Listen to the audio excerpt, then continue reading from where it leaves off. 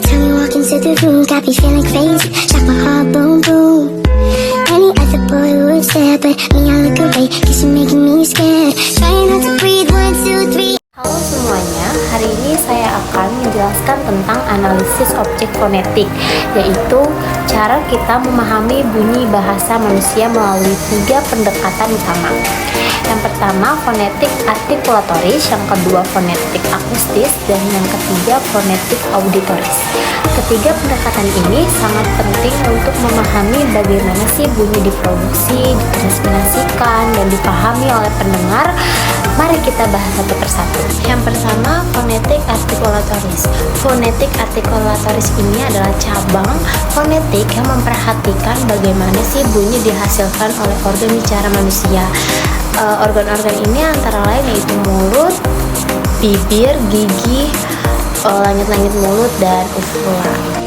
Di sini ada 2 aspek penting yang harus diperhatikan. Yang pertama itu tempat artikulasi, yaitu di mana bunyi dihasilkan. Misalnya dental, bunyi diproduksi di gigi seperti huruf T.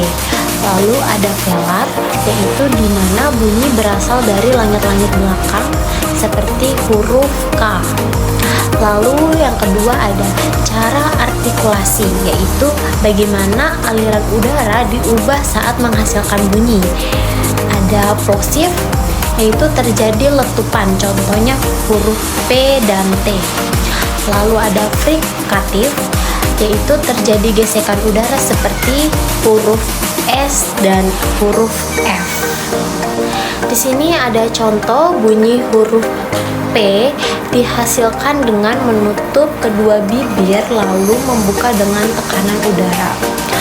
Bunyi huruf T dihasilkan saat ujung lidah menyentuh gigi atas lalu dilepaskan. Jadi, analisis artikulatoris ini penting untuk mengajarkan pelafalan yang benar, terutama dalam pembelajaran berbahasa. Yang kedua, fonetik akustis, yaitu studi tentang sifat fisik bunyi bahasa. Artinya, kita menganalisis bunyi sebagai gelombang suara. Ada 3 aspek utama dalam fonetik akustis adalah yang pertama frekuensi, yaitu menentukan tinggi rendahnya suara. Misalnya suara wanita umumnya memiliki frekuensi lebih tinggi dari suara laki-laki. Yang kedua, amplitudo. Ini menentukan keras lemahnya suara. Jadi semakin tinggi amplitudo, semakin keras bunyinya.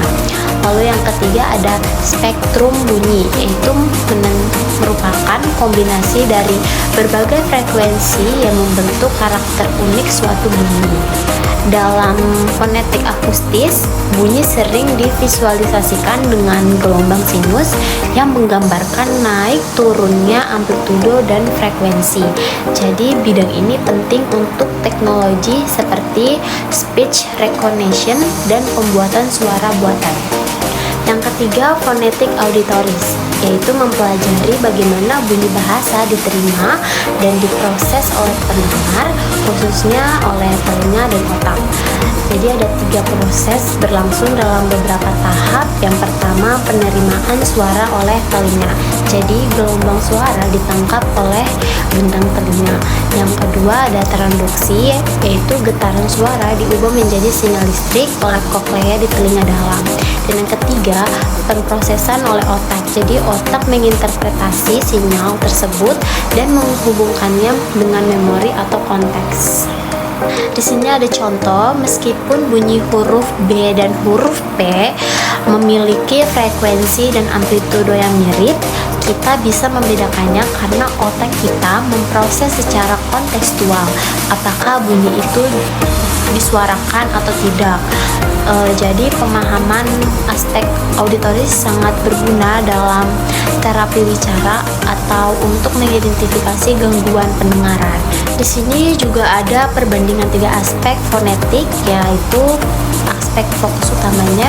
Yang pertama artikulatoris, yaitu cara bunyi diproduksi oleh organ bicara. Yang kedua akustis, ciri fisik bunyi atau frekuensi dan amplitudo.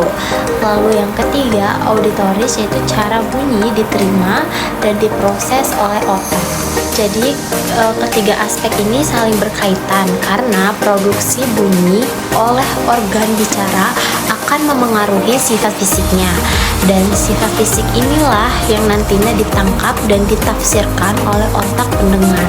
Selanjutnya ada aplikasi analisis fonetik. Jadi analisis fonetik sangat luas aplikasinya, baik di bidang linguistik, teknologi maupun pendidikan. Yang pertama ada linguistik, terbagi menjadi dua bagian, yaitu menentukan fonem atau satuan bunyi terkecil dalam bahasa. Dan yang kedua menganalisis variasi pengucapan dalam dialek atau aksen. Lalu ada teknologi, terbagi menjadi dua bagian, pengenalan suara, misalnya asisten virtual. Dan yang terakhir sintesis suara, yaitu menciptakan suara buatan untuk navigasi GPS dan audiobook dan lain-lainnya. Lalu pendidikan dan terapi, yaitu melatih pelafalan siswa dan pembelajaran bahasa asing dan membantu individu dengan gangguan artikulasi atau gangguan bicara lainnya. Sebagai kesimpulan, fonetik adalah dasar dari komunikasi verbal. Dengan memahami aspek artikulatoris, akustis, dan auditoris secara bersamaan, kita bisa melihat proses bunyi dari produksi sampai persepsi secara menyeluruh. Itulah mengapa analisis fonetik sangat penting baik dalam linguistik, teknologi, maupun pendidikan.